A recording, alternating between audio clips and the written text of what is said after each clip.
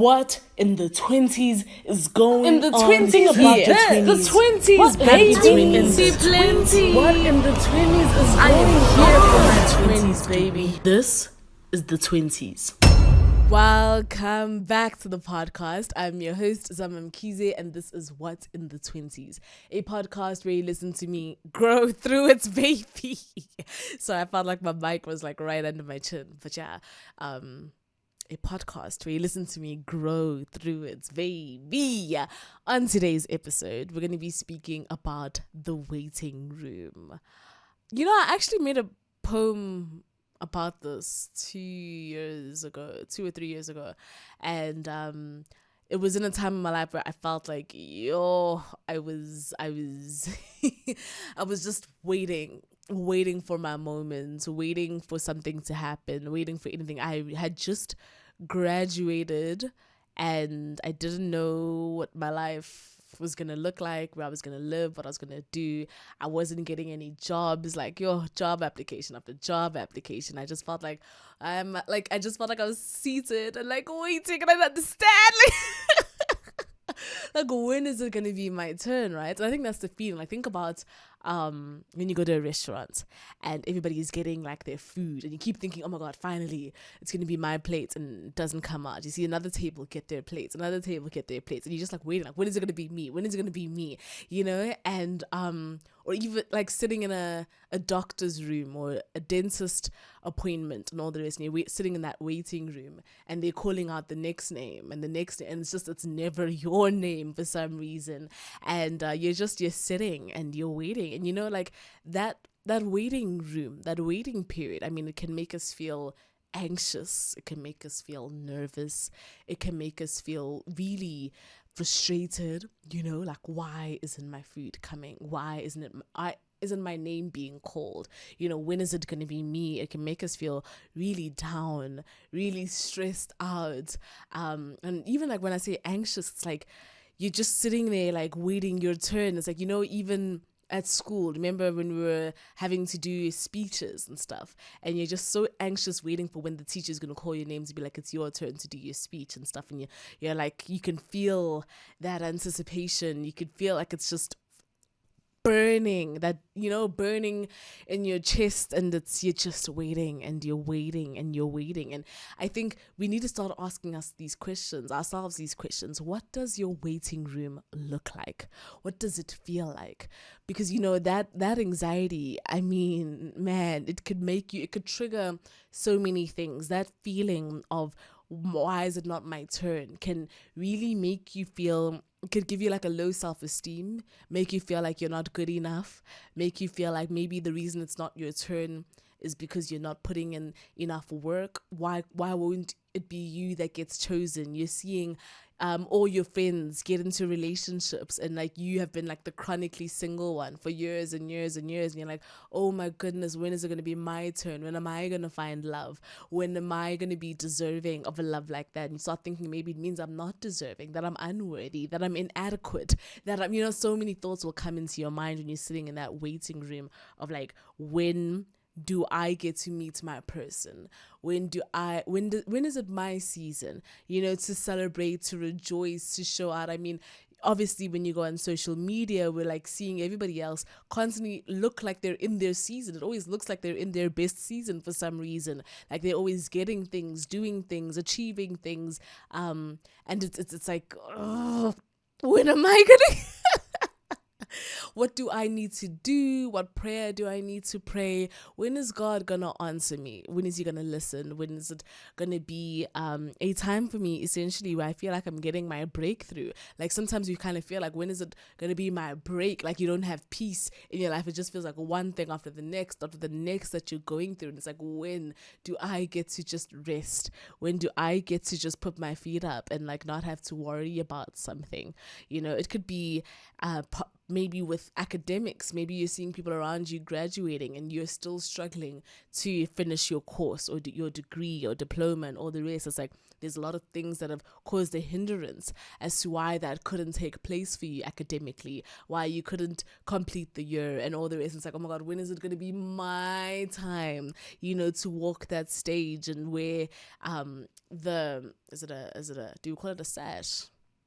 Yeah, but sometimes we just feel that, and we get really stuck in those thoughts and those feelings of inadequacy, that it messes with us. It makes us confused, it makes us frustrated, it makes us angry, and those feelings can trigger feelings of resentment, bitterness, jealousy, envy. Those type of feelings can make us feel really negative towards the world, towards our dreams, towards the things that we want, because we're constantly being met with what feels like rejection, what feels like denial, what feels like delay. It feels like it's constantly coming to the forefront, and it makes us think, well, then what's wrong with us, or the system is rigged, or something. Like there's always something that we have to blame or attribute as to why things aren't happening to us on our timeline when we expect them to, the way that we would like it to. And it's a really difficult thing to grapple with. I mean, in some ways, it's like you're having to grieve certain dreams and expectations, because it didn't happen to you when you thought it would. And that's something that that can really knock you off of your momentum, essentially, is creating an expectation, doing the work, and it's still not being met. And the mistakes sometimes that we make, right? So let's go back to this idea of the waiting room. Say, I remember when I was young, when I was like a child, I used to be so terrified of going to the dentist, and for no other reason than hearing other people say that they were afraid of the dentist, because of the pain they experience and stuff. So maybe you're sitting in that waiting room, right? And then you're seeing someone who went before you, and they're coming out, like touching their cheeks, and they're in so much pain, or they're crying, or whatever it is. And then what we do, we project their experience and make that a reflection of how we should feel if we were to go through the same thing. And we now think that we start comparing their journey of their experience to what we will experience. I remember I even had to go get an injection. One of those, I think probably like a anti-flu, all of that, a vaccine or something. And I remember crying before they put the needle in, and I was just like weeping, making a noise, screaming and everything, because when you watch movies and TV, all of that, they just tell you it's the most excruciating pain. And I remember when they did it, they were like, I barely felt anything. And I'm like, all that drama I caused before, and my mom trying to quiet me down, and my dad just trying to hold my hand, all of that, and it felt like a prick, and it was it was done, it was gone. And that's the thing, we think that we are about to embark on an excruciating journey because of what everybody else told us what their journey is. When you're sitting in that waiting room and you're watching how other people leave, we make that a mirror and an expectation to what's going to happen to us. And that is a mistake that we do. It's like it feels like such a tense and anxiety-inducing time sitting there waiting, because after so much time that you're waiting, you can't help but start to get curious. Like, what is it like in there? What happens when you're there? Da da da da. You start thinking, and your mind wanders. And so where do you find answers? With the experiences that other people have had, people that have gone before you. And so you watch them attentively, you watch them closely, and you basically take information from what you're observing other people to have gone through, experience, feel, think, do, and you begin to embody that as your own lived experience of what will happen to you. Think of a roller coaster. When you're standing in that queue, people come out different.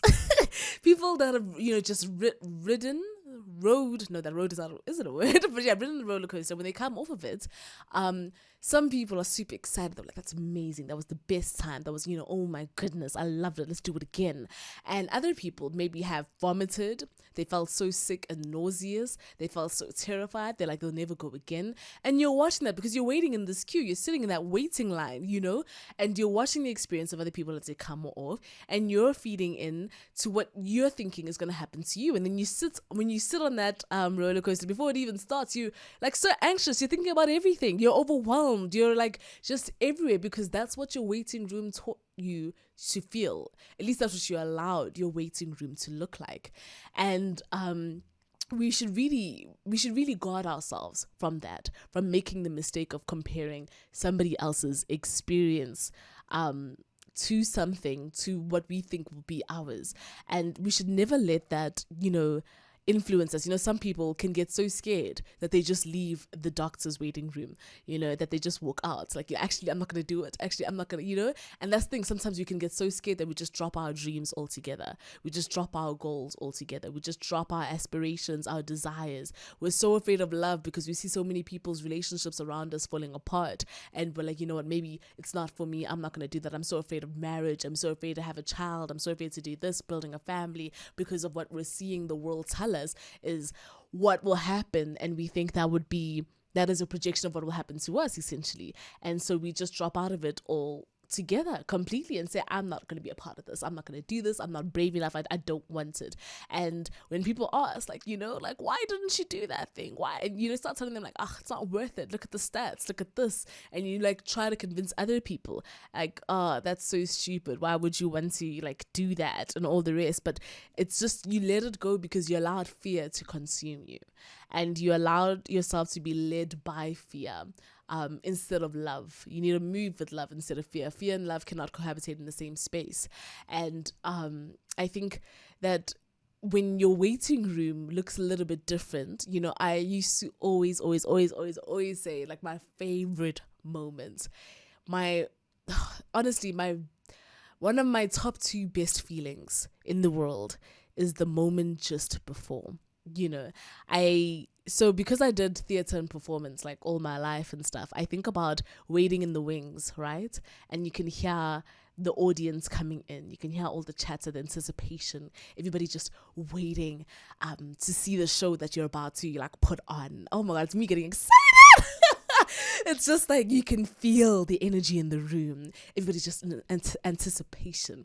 Oh my God, what are they about to see? And it's like all the months of rehearsal, everything that you've done, like it's about to come into this moment. And all that excitement, that nervous energy, all that, it's like building up within you because you know what's about to happen. You know the show you're about to put on for people. And it's so like, oh my goodness. Think about the moment just before you get like your first kiss, right? And you both are like thinking, oh my God, it's going to happen. But you don't know when it's going to happen. You don't know how it's going to happen. And that nervous energy is just building. The tension is like building. It's exciting. It's like, you don't know where to look. You don't know what to do. You're so nervous. It's just like, you know what I'm saying? It's like that moment just before it happens. It's way more, honestly, to me, it's way more exciting than the actual thing that happens, because it feels like there's so much energy being built into this,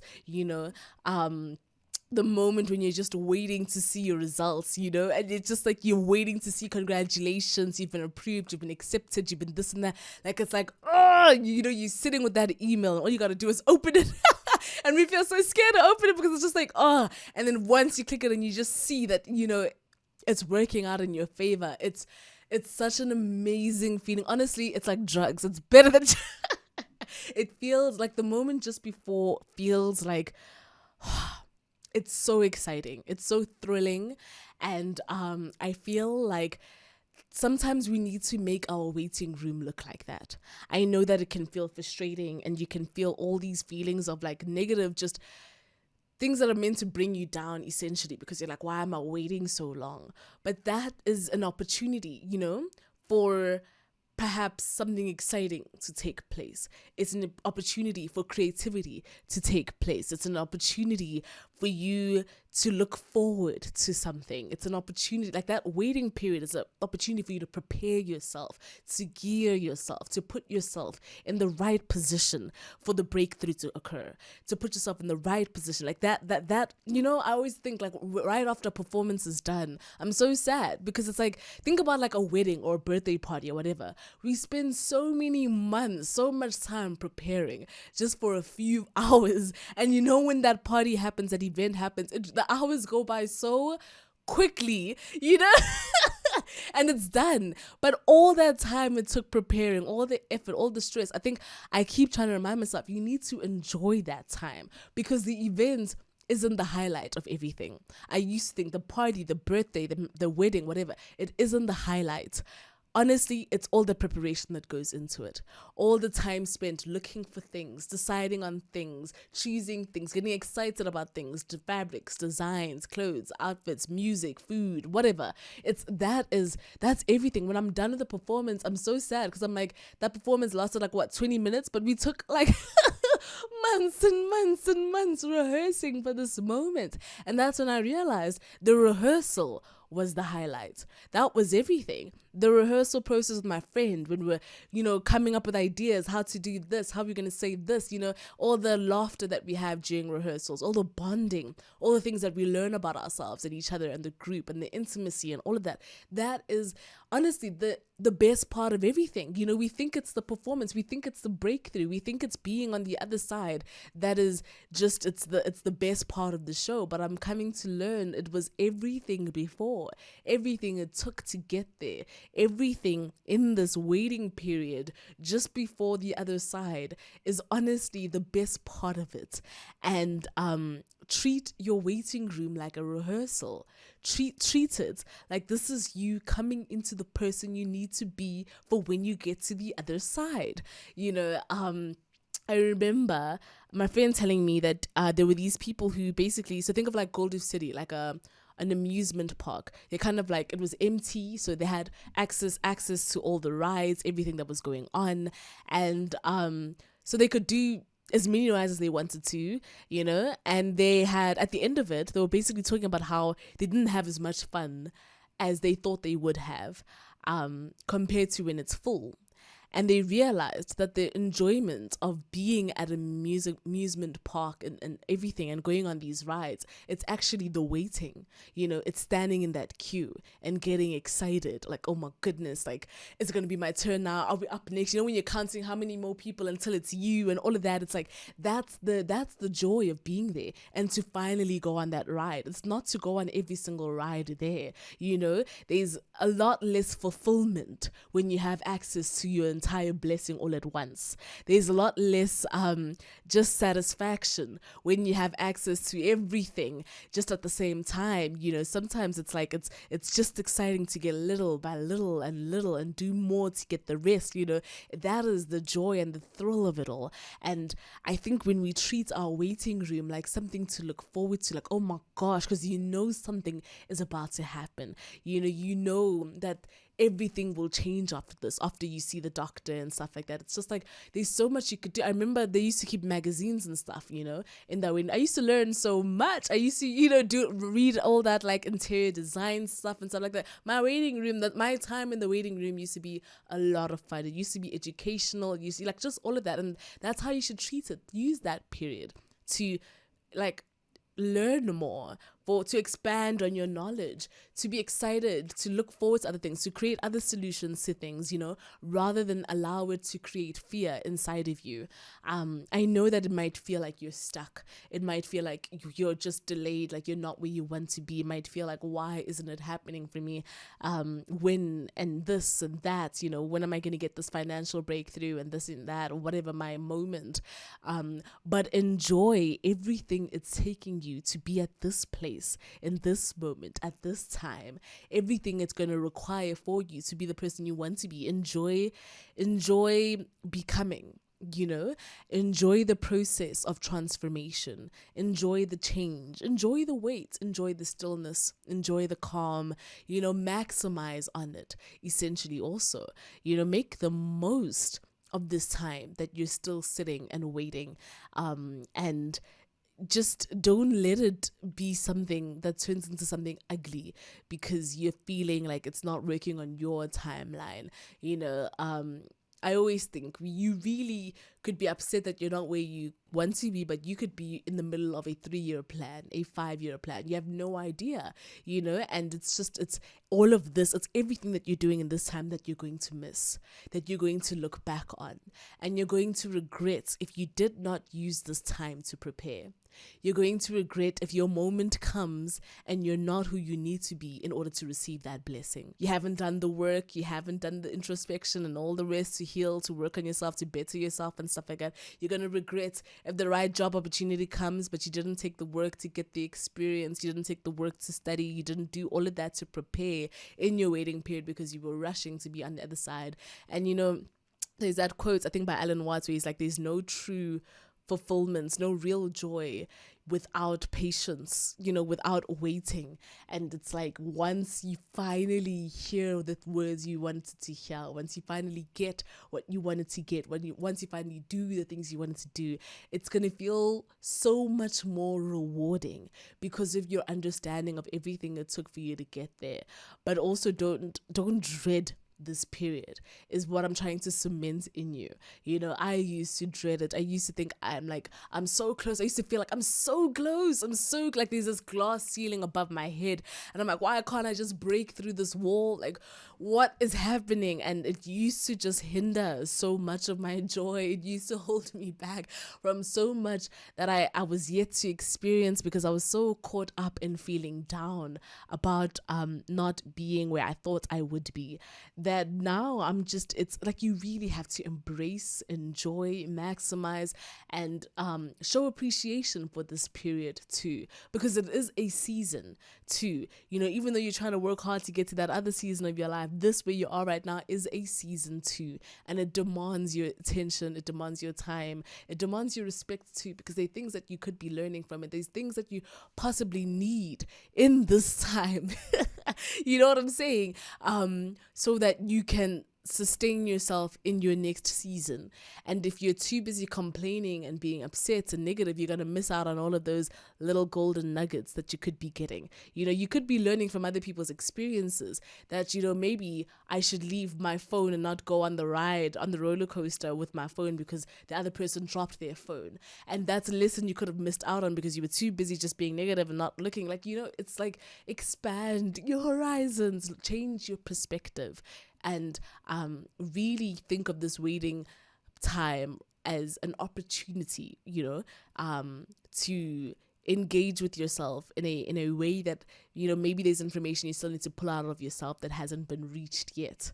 And that's what's, and also just allow that patience to run through, just allow for time to pass the way that it does. Because also sometimes I feel like when we get to the other side, we feel like everything is just happening so quickly. It's like, oh my gosh, like like I said, like the event just happens so quickly, or it's like this opportunity, the next opportunity, and the next deal, and the next job appointment or whatever. It's almost like, oh my gosh, why is so much going on? It's like, so just if you feel like it's a time of stillness and quiet and stuff, embrace that too. It's all gonna be worth it. It's all gonna count for something. And I would really hate if you don't use this time to the best of your abilities because you're so focused on who it is you're trying to be in the next season. Most of who it is you need to be in the next season happens in this season. So yeah, as always, I'm sending my love. Goodbye. What in the 20s is going In the on? 20s, Think about yeah. the 20s. What baby. baby? Plenty. What in the 20s is I going am on? here for my 20s, baby. This is the 20s.